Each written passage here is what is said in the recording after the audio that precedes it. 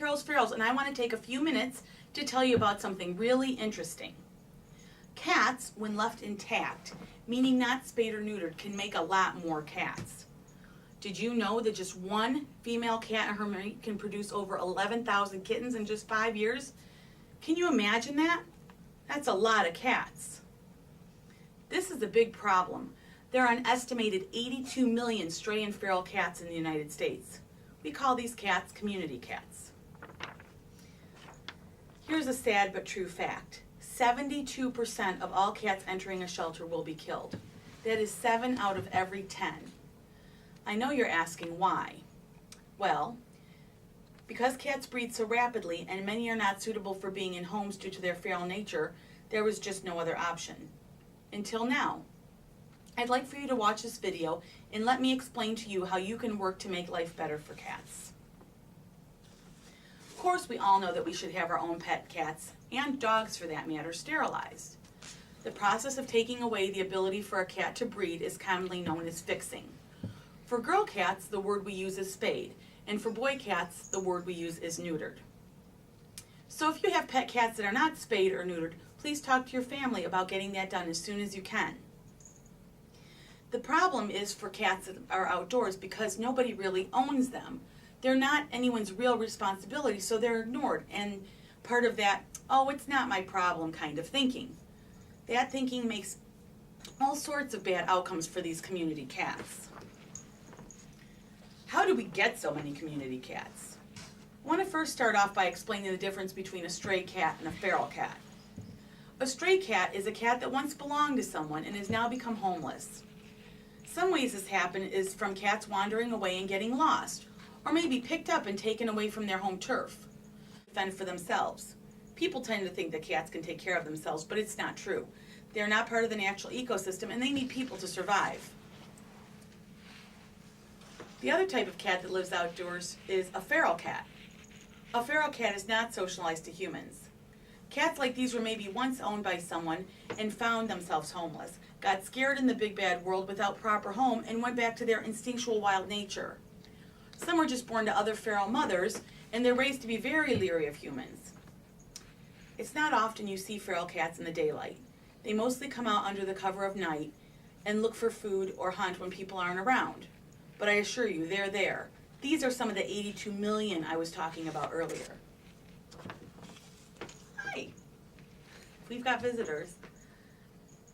I want you to think of feral cats like other wildlife, like raccoons or possums or squirrels. But the tough thing for feral cats specifically is that they're not meant to be in the ecosystem, so they're not able to exist well without humans helping them. Sure, they can hunt to an extent, as most cats can, but they really can't hunt enough. So sometimes you'll see them hanging around garbage dumpsters or scrounging for food left behind by people. If people mean to help them or not, they are by allowing these cats to find food to sustain themselves.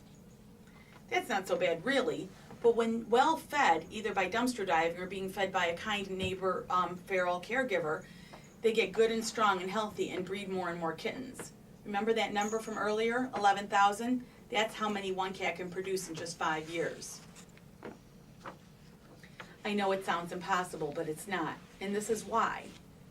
A girl cat, when not fixed, goes into heat about 3 times a year. Usually it has to be warm outside, so female cats in warmer climates can go into heat even more often than cats in colder climates. But it only takes a few warm days, even in the middle of winter, where a girl cat can go into heat and the cycle begins and then the trouble starts. What happens is girl cats that go into heat smell good to boy cats who are also intact or not sterilized or neutered. Boy cats that are not neutered are called toms, and they easily can find a girl cat to mate with. Once that happens, and it will happen, girl cats become pregnant and will deliver a litter of kittens in only 63 days. Unlike humans that take 9 months to have a baby, their gestation period is quick, so they make babies like crazy. I just want to illustrate to you, some cats are sadly abandoned and left quickly how cats can breed and how fast it happens. In this little bag you'll see a couple pieces of cat kibble. That illustrates 2 cats in your yard right now, a girl and a boy. No big deal, right? Just a couple of cats. Well, because they're gonna start having kittens after they meet only 2 months later. They're gonna end up having 12 kittens and cats in your yard within the end of the year. Okay, well that kind of isn't so great, but it gets really bad 2 years later when you have 67 cats. Remember, the girl cats are having kittens every couple months. And those kittens are having kittens when they become 6 months old. So you can see how fast the number multiplies. 3 years later, you have 376 cats born. That's a lot of kitties, and we don't need that many kitties around, especially when we're killing so many of them in our local shelters. 4 years later, those cats are still multiplying, and you have over 2,000 cats. That's crazy, right? Well, just give it a little more time. 1 year later, and those 2 cats that were intact are now 11,000.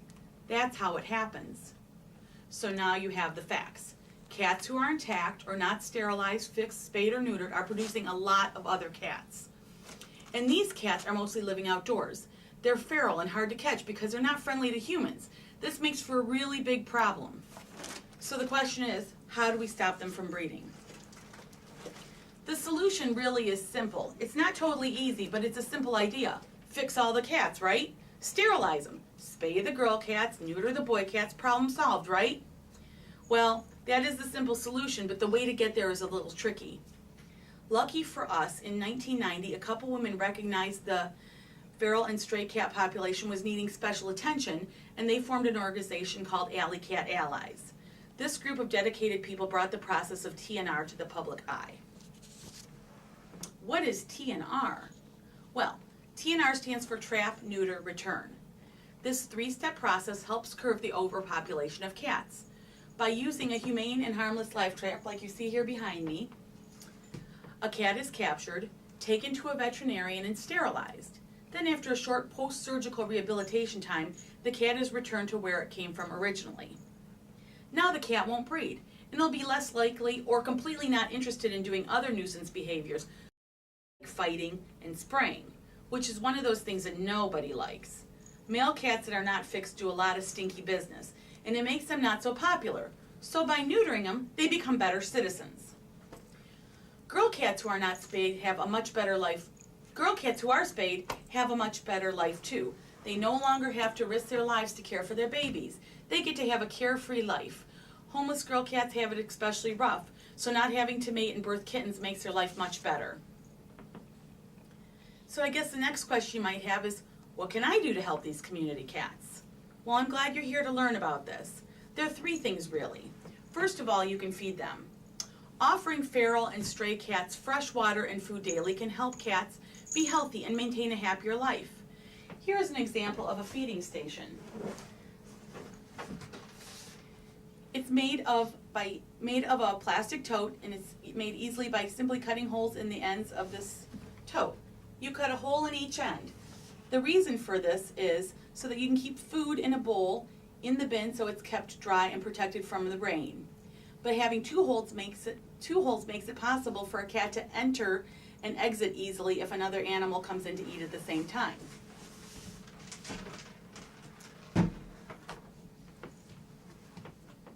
The next thing can be done is to provide a sleeping shelter for the cats. There are many things that can make a good shelter, but my favorite is something like this. It's just an inexpensive styrofoam cooler, and then we stuff it with straw. A small hole is made on the side that allows the cat to enter, and they can burrow in the straw and rest. The cooler will insulate the cat and keep its natural body heat within the walls. If a cooler can keep your drinks cool in the summer, it surely can keep a cat warm in the winter, right? We like to use straw because it wicks moisture away from the cat. This means that a wet cat can actually dry off by burrowing into the straw. This is why we simply don't use blankets or hay. Straw is the best material for this purpose. It's important to remember that the shelter is for protection and resting, not eating. You don't ever want to put food in a shelter because there's only 1 hole, and you don't want to draw extra cats or other wildlife to where a cat is sleeping, right?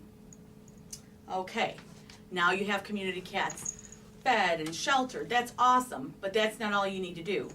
Doing only these first 2 things only makes cats more healthy and stronger to breed more kittens, and that's what we need to stop. So the next thing you need to do is some good old-fashioned trap neuter. I started Carol's Ferals in 2006 to help people who are feeding community cats get them sterilized or fixed. We guide cat caregivers through the whole TNR process. We loan out live traps like this, and we have a set schedule where people can bring us trapped cats. Then we get the cats to our vet to be spayed, and then during surgery we have the cats treated for intestinal parasites like worms, and we get their left ear tipped. What?